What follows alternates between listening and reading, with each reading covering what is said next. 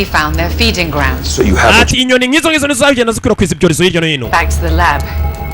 We're running out of time.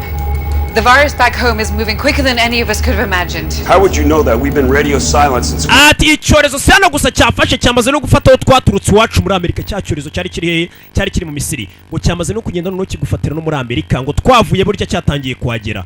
Umugabo akambwira ati kapiteni akambwira ati wa mugore ubizi gute biri kubera iwacu ko utemerewe gukoresha ibiradiyo byacu by'itumanaho. Left Norfolk.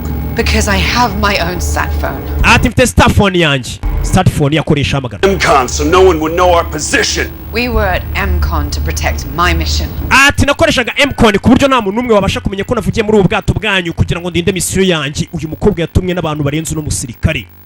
Not yours.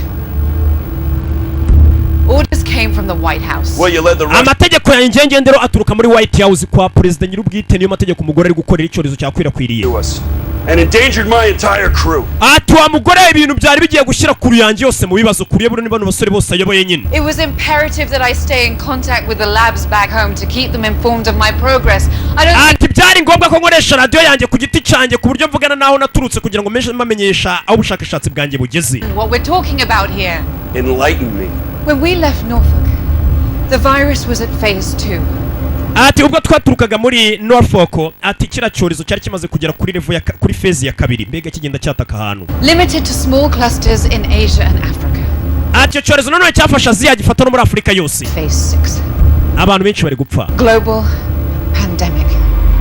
ati ubu ni ikibazo kibangayikishije isi ntabwo kikiri ikibazo cya Afurika gusa ni ikibazo gihangayikishije isi yose yatatswe n'icyorezo.